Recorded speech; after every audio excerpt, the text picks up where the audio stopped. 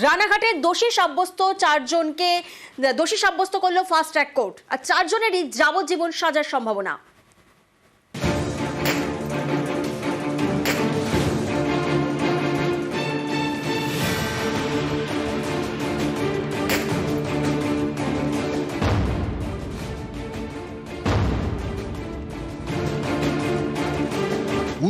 August 2023 ভর দুপুরে নদিয়া রানাঘাটে সোনার দোকানে ডাকাতি হয়।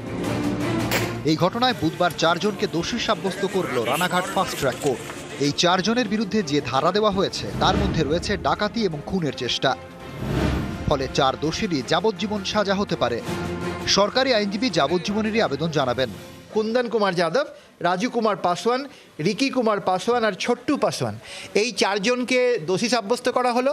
আমাদের যে সেকশনগুলোতে ওকে কনভিক্ট করা হয়েছে আজকে, তার মধ্যে দুটো সেকশন আছে যার ম্যাক্সিমাম পানিশমেন্ট যাবজ্জীবন। কোর্টের কাছে স্টেটের তরফে বলবো যে ম্যাক্সিমাম পানিশমেন্ট যেন দেওয়া হয়। এই আদেশের আমরা সন্তুষ্ট নই। আমরা এই মামলা নিয়ে উচ্চ আদালতে আবেদন করব।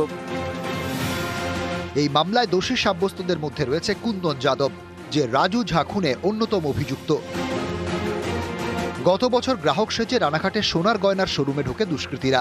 তারপর বন্দুক দেখিয়ে শুরু হয় গয়না লুটপাট। সিসি ক্যামেরায় ধরা পড়ে সেই ছবি।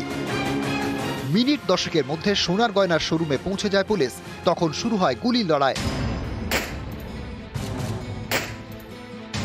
গুলি চালাতে চালাতে পালানোর চেষ্টা করে ডাকাত দল। পুলিশও পাল্টা গুলি চালায়। ধাওয়া করে চার ডাকাতকে ধরে ফেলে পুলিশ। পরে ধরা পড়ে আরও এক দুষ্কৃতী। ধৃতদের মধ্যে দুজন গুলিবিদ্ধ হয়। হাসপাতালে মারা যায় একজন। ডাকাতির আগে পাঁচজনই কল্যাণীতে ঘাঁটি গেড়েছিল। তাদের থেকে লুট হওয়া গয়নার বেশিরভাগই উদ্ধার করে পুলিশ। এই মামলায় ৭০ দিনের মাথায় চার্জশিট দেওয়া হয়। ১৪৯ দিনের মাথায় দোষী সাব্যস্ত। রানাঘাট থেকে রঞ্জিত সরকার, নিউজ 18 বাংলা।